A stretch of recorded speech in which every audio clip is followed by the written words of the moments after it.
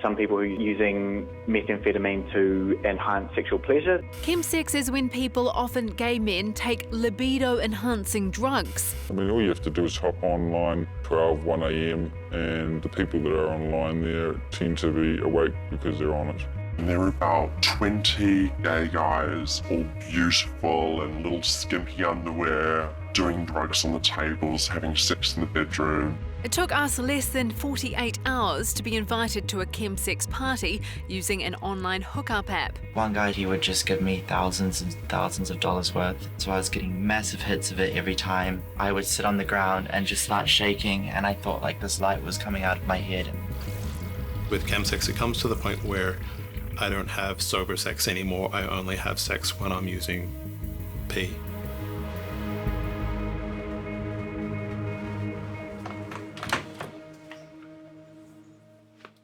School was, I don't want to say rough, but it was being called like gay, homo, faggot every day.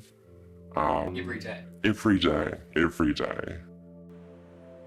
I kept telling myself that when I moved to London, I was going to go find myself, all that very cliche stuff. In reality, I think I was just running away from life in general. Well, in my teenage years, I was in the closet quite heavily from the age of about 12. Hated the fact that I was gay and didn't know how to deal with it, didn't know who to talk to about it. Just wanted to have lots of friends, be successful, be close with my family. Yeah, that didn't quite turn out the way I wanted it to.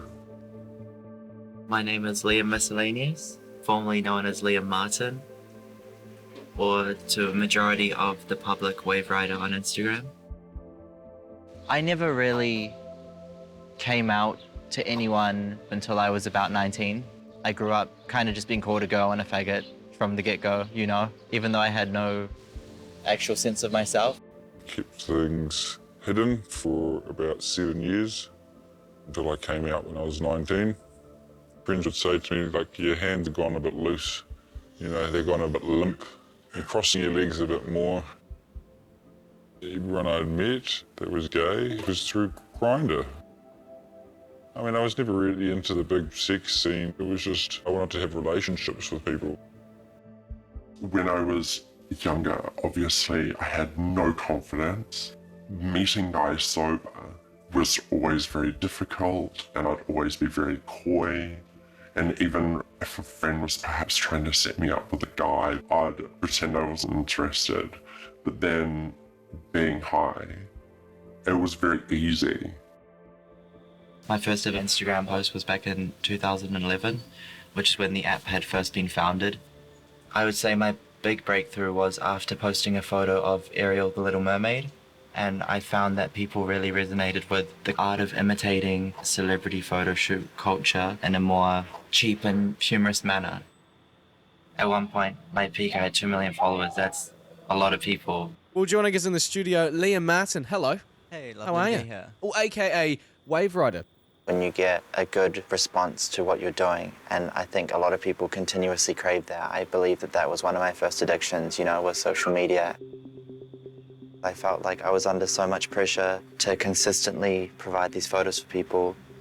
It put a lot of strain and pressure on me and my relationship with my mum especially. I would have like these massive meltdowns before every photo. I started drinking a lot to feel more comfortable, have a bit of confidence juice, a bit of Dutch courage. Became reliant on it up until the age of about 23, where I sort of stopped and moved on to meth.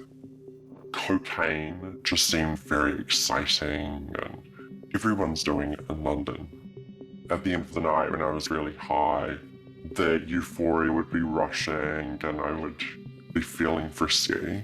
Of course, I had Grindr. Sex makes you feel good and drugs make you feel good. So putting the two together was just a happy little marriage.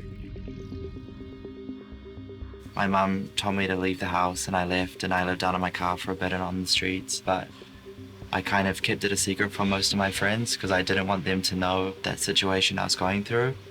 I guess it's always that idea of trying to live like this double life. I kind of was getting into massage to try earn some extra money. I became an addict. It was an amazing family as well. They really welcomed me in, and I had good money. On a bit of a night out, I would stay up until about 4 in the morning. Sometimes later, some days I wouldn't sleep. I'd just turn up, feed the kids breakfast, take them to school, and then I'd nap during the day. Nobody talks about it. Even within the gay scene, nobody really talks about it. It's just not a spoken thing. It's just a taboo topic. Chemsex is fairly big in the gay community, and it's where people are taking drugs with sex. Say you're not comfortable with your sexuality, which being a gay man, usually you're taught to feel bad about who you are. Chemsex can take that away. So you can just enjoy yourself without worrying about those inhibitions. My partner at the time offered it to me and noticed a euphoric high, noticed an energy level boost, and I really went, oh wow, I get it now, I see what this is about. I met this dude and he offered me meth, and I just kind of surrendered to it. I thought, okay, like if I do it, it'll just make this easier for me to do. But that moment that I indulged with it, it just brought out something in me that made me feel so amazing, you know?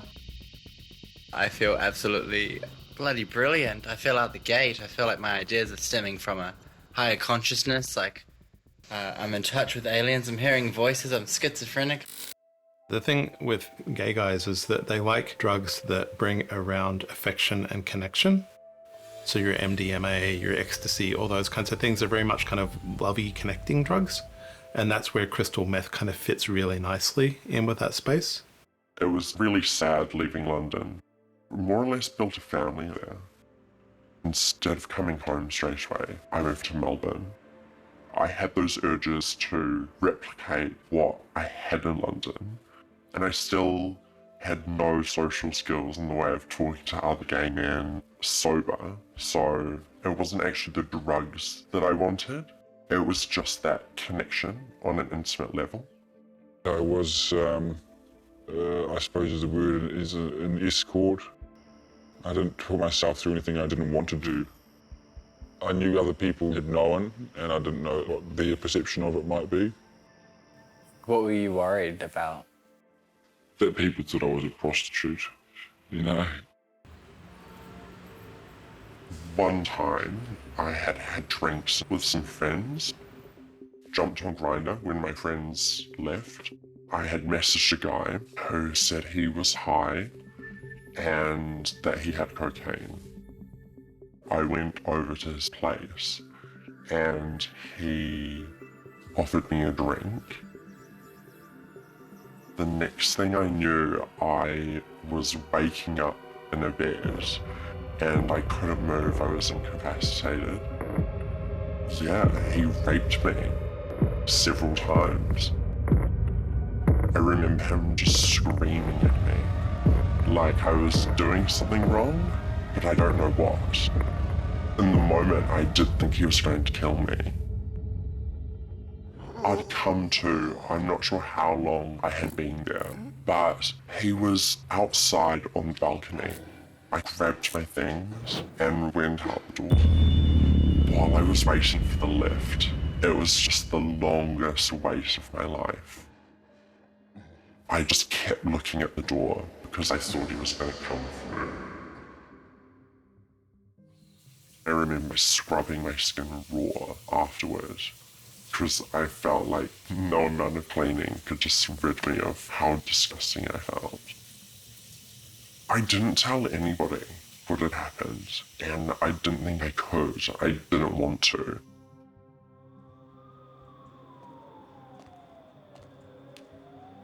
The minute I indulged in that drug, it's like I was getting messages from different people on Grindr saying, hey, do you want some? Do you want some? I walked in the city one time and I look down straight at the ground and I see a bag of meth on the ground. So I pick it up, I take it home and I smoke it. Was meth expensive? How did you... I never paid for it. I was doing other things to get it, but I never... Like what? Just sexual acts with people. P is kind of the drug of choice in New Zealand because it's easy to get and it's fairly cheap. The way it works is it gives you the best sex that you've ever had, or that's the way you perceive it, because crystal meth dumps a huge amount of dopamine into your brain. The risk is that you might really like it and then decide that you want to do it again and again. You know, people don't usually go out seeking it, it kind of finds them. I got messaged by a young guy who said, come around and there's some gear, and we just have to hook up with this, you know, old ugly man. I thought, oh God, okay, what are we getting paid? He says, $100. Yeah, okay.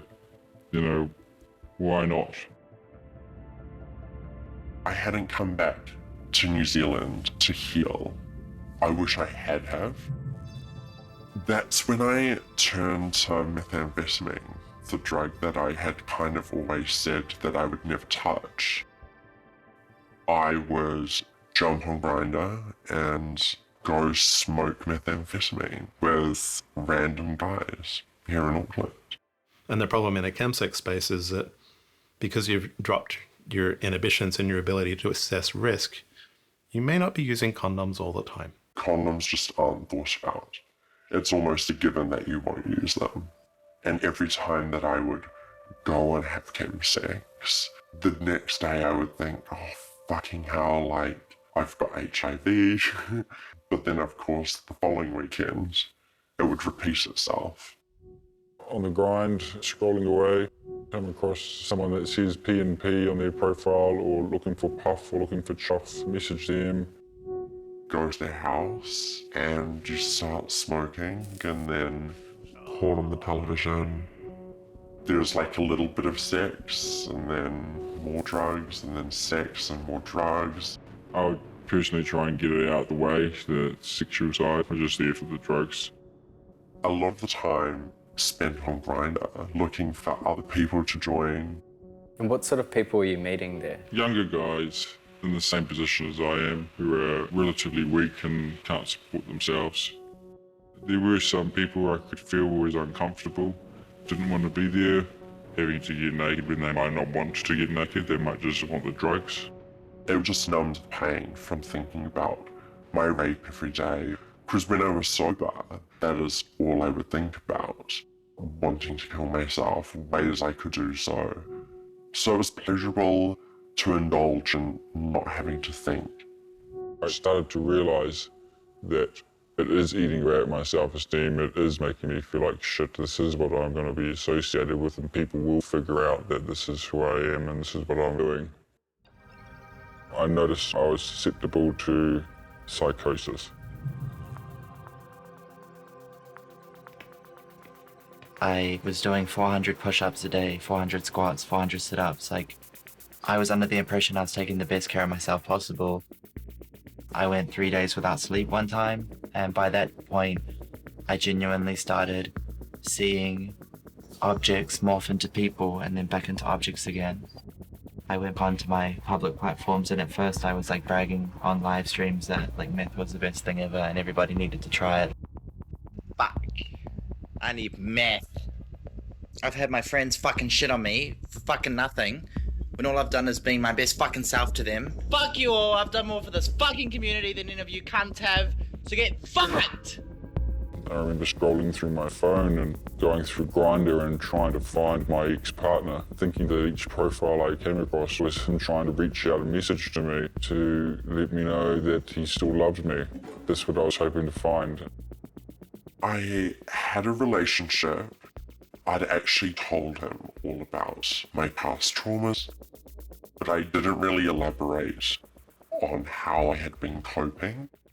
When he wasn't there holding my hand and making me feel a little bit better, when I was feeling low, I resorted to the only way I knew how to numb pain or feel a little bit better, which was chemsex.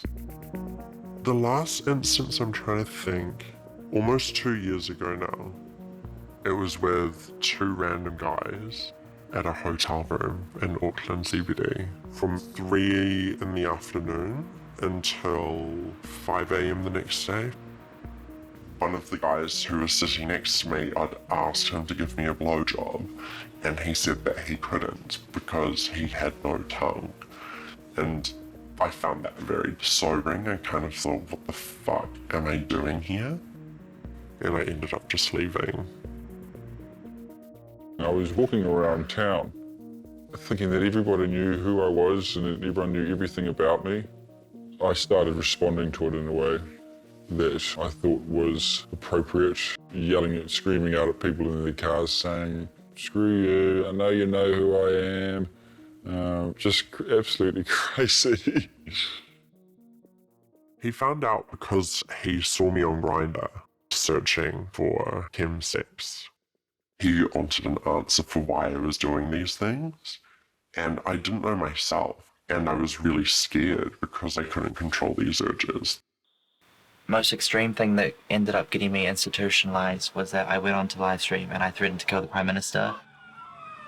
The police came to my apartment and they broke into it and they picked up a plastic samurai sword in my room and they were like, "Is this what you're going to use to kill her?"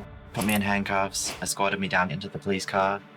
That's when something in me was like, well, I need to go talk to Jacinda. Like, I thought they were actually taking me to go have a cup of tea with her. I ended up being sectioned for, I believe it was over 2 months. I was in ICU for the first month.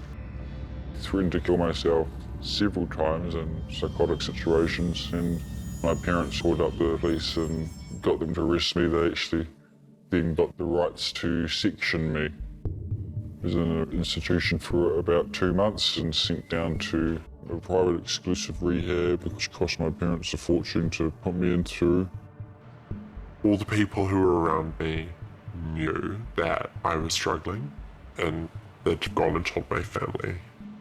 My family are quite traditional in the sense that mental health isn't usually talked about.